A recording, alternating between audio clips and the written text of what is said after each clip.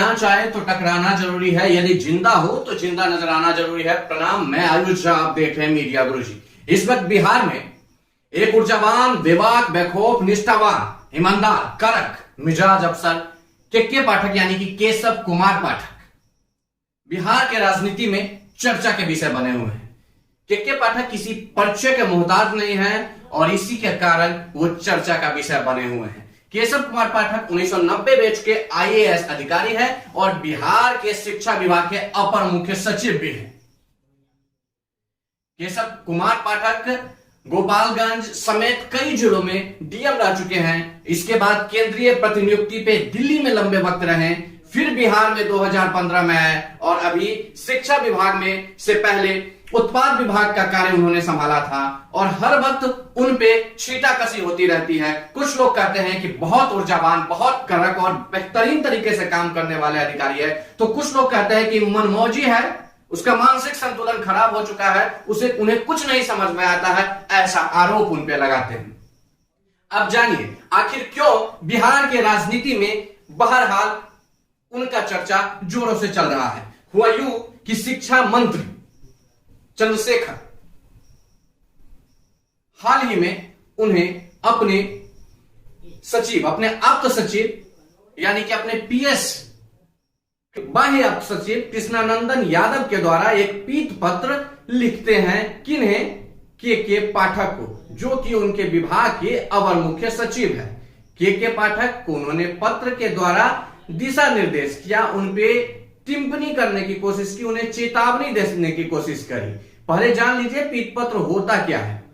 यह होता है जब मंत्री को तब पीत पत्र देने की या पत्र प्रेषित करने की जरूरत पड़ती है जब विभाग में किसी काम में लापरवाही बरती जा रही हो, विभाग में कोई कार्य देर से हो रहा हो, तो मंत्री जी उन्हें संज्ञान में देते हैं और कहते हैं कि इस कार्य में लेट लतीफा हो रहा है, थोड़ा इस कार्य को सही तरीके से किया जाए, और उन्हें ध्यान में लाने के लिए पीत पत्र मंत्री जी प्रेषित करते हैं। लेकिन यहां पे व्यक्तिगत वैमनस्यता या फिर अहंग का मुद्दा आ गया, क्योंकि चंद्रशेखर किसी के बारे में सबको पता है कि चंद्रशेखर किस प्रकार के मंत्री है, हमेशा अपने अटपटे बयान देने के लिए जाने जाते हैं।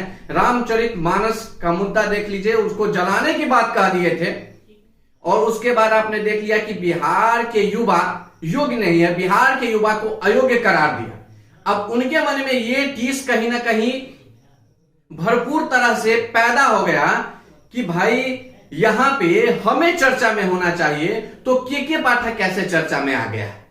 के पाठक इन दिनों अपने कार्य के लेके बहुत चर्चा में है। मंत्री जी को कोई चर्चा नहीं कर रहा है, मंत्री जी को सब गाली दे रहा है, मंत्री जी पे सब सवाल खड़ा कर रहा है और उन्हीं के विभाग के सचिव का सब नाम जप रहा है। लोग कह रहे हैं कि अभी बहरहाल जो संस्कृत के कुलपति थे, संस्कृत विश्वविद्यालय के कुलपति थे, वो चंद्रशेखर के काफी करीबी थे, लेकिन उन पे भी उन्होंने साफ लहजे में कहा कि आप सही समय से सही सेशन को सही करते हुए अविलंब परीक्षा लीजिए। वही बिहार के जितने भी विश्वविद्यालय हैं जहां लेट लतीफा चल रहा था सेशन को, उसको दुरुस्त करने का सीधा आदेश दिया।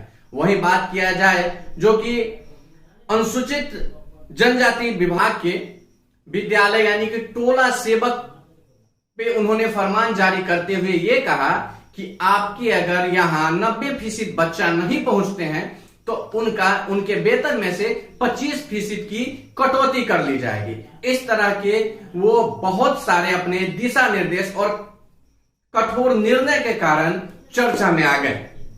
चर्चा में आने के बाद चंद्रशेखर ने जब पीत पत्र लिखा तो पीत पत्र के जवाब में के पाठक ने कठोर नियम अपनाए और कृष्णानंदन यादव जो उनके आप्त सचिव है उन्हें मंत्रालय में घुसने से मना कर दिया और कहा कि आप किस अधिकार से आते हैं और आप किस अधिकार से पीत पत्र लिख रहे हैं। और उन्होंने चंद्रशेखर के काफी करीबी कहे जाने वाले उनके बाह्य सचिव कृष्णानंदन से ये सवाल भी पूछ लिया, ये जवाब भी मांगा कि आप अपने नाम के आगे डॉक्टर कैसे लगाते हैं, इसका आप साक्ष्य पेश कीजिए। जब मामला तूल पकड़ लिया तो ये बात सूबे के सीएम, सूबे के उप मुख्यमंत्री, सूबे के सीएम नीतीश कुमार, सूबे के उप मुख्यमंत्री के पिताजी कहिए या फिर कहिए कि बिहार के राजनीति की धुरी या फिर महागठबंधन की धुरी लालू यादव तक बात पहुंच गया और चंद्रशेखर और के पाठक का विवाद इतना तूल पकड़ लिया कि इस पे जदयू और आरजेडी आमने सामने आ गई। अब इस विवाद का क्रोनोलॉजी समझिए। आप ध्यान से सोचिए कि 2015 में जब महागठबंधन की सरकार बनी, तभी के पाठक को दिल्ली, जो कि केंद्रीय प्रतिनियुक्ति पे है, उन्हें बिहार बुलाने की क्या जरूरत आन पड़ गई।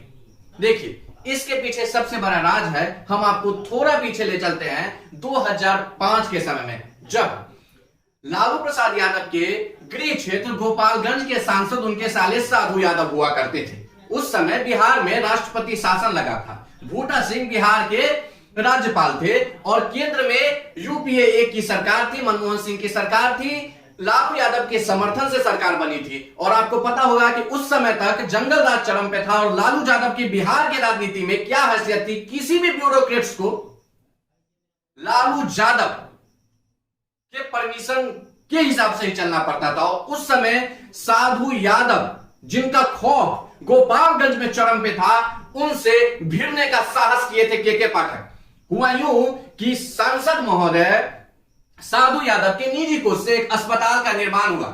जब उसके फीता काटने की बारी आई तो वीआईपी के इंतजार किए बगैर के पाठक ने एक सफाई कर्मी से फीता कटवा दिया। यह बात साधु यादव बर्दाश्त नहीं कर पाए और इसके बाद के पाठक और साधु यादव में जमकर ठन गई। उस समय यह हुआ कि साधु यादव को जिला से बाहर रहने का आदेश जारी करवा दिए के पाठक। यह बात लालू यादव जी को नहीं हजम हुआ और उन्होंने राष्ट्रपति शासन होने के बावजूद भी अपना अधिकार और अपना मनमानी चलाते हुए एक ईमानदार, बेखौफ और निष्पक्ष काम करने वाले अधिकारी के पाठक, जो कि उनकी डीएम के तौर पे दूसरी नियुक्ति थी और अंतिम नियुक्ति भी कहा जा सकता है, उन्हें सचिवालय भेज दिया गया। उसके बाद वो केंद्रीय प्रतिनियुक्ति पे चले गए। हालांकि के पाठक को गृह विभाग, कोऑपरेटिव, उसके बाद कहा जाए तो ट्रांसपोर्ट या फिर कहे तो उत्पाद विभाग, अन्य कई विभागों में काम करने का अनुभव है और अपने वो कठोर निर्णय के लिए जाने जाते हैं। तो क्रोनोलॉजी यही है और बातें यहीं से शुरू हुआ कि आरजेडी से के पाठक की जो ये तनातनी है वो आज नहीं, आज ये चंद्रशेखर पे शुरू होकर चंद्रशेखर पे खत्म नहीं होती है। ये सालों पुराना बात है और कहीं ना कहीं पे आरजेडी के मंत्रियों पे नकेल कसने के लिए अपने जो उनके मजबूत अधिकारी है, उनके जो करीबी अधिकारी है, उनको उस मंत्रियों के जो ज्यादा तेजी दिखाते हैं, वैसे मंत्रियों के पास नीतीश कुमार भेजे हैं और उनको ठंडा करने का काम किए हैं। नीतीश कुमार वैसे मंत्रियों को ठंडा करने के लिए अपने करीबी अधिकारी को उनके पास भेजे हैं और उनका सचिव और सचिव नियुक्त किए हैं। चंद्रशेखर और के पाठक का विवाद इतना तूल पकड़ लिया कि इस पे जदयू और आरजेडी आमने सामने आ गई। जब आरजेडी के विधायक भाई वीरेंद्र ने के पाठक पे आरोप लगाया कि वो होशो हवास में नहीं है, उन्हें कान पकड़ के बाहर कर देने वाला है, तो तभी जेडीयू के प्रवक्ता नीरज कुमार कहते हैं कि उनका काम परिणाम देने वाला होता है। शिक्षा विभाग में सुधार के लिए व्यापक रूप से उनकी जरूरत थी और इसी के लिए उन्हें नियुक्ति किया गया।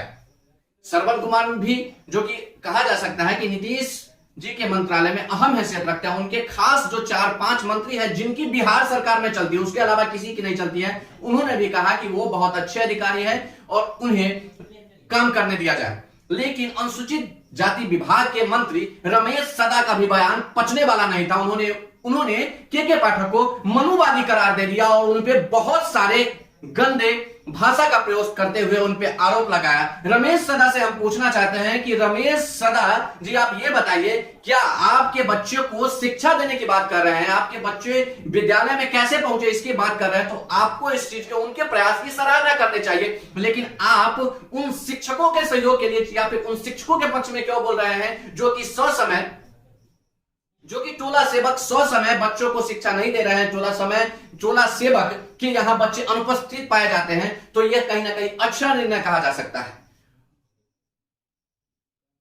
चंद्रशेखर ने अपने पीठ पत्र में साफ उल्लेख किया था कि अधिकारी को बेनाम रह के काम करना चाहिए, अधिकारी को अपना नाम सामने नहीं लाना चाहिए, अधिकारी को रॉबिन हुड वाली छवि नहीं दिखाना चाहिए, अधिकारी का काम सामने आना चाहिए, ना कि उनके द्वारा जो प्रेस विज्ञप्ति हो वो मंत्री से पहले बाहर हो जाना चाहिए। देखिए, इस बात से साफ होता है कि चंद्रशेखर जी को यह पच नहीं रहा है कि बयान हम देते हैं, सराहना हमारे सचिव की हो रही है, चंद्रशेखर को पच नहीं रहा है, लालू यादव से भी मिले हैं, नीतीश कुमार जैसे भी मिले हैं, ऐसा अंत पड़ गया है, ये विवाद यहां तक पहुंच गया है कि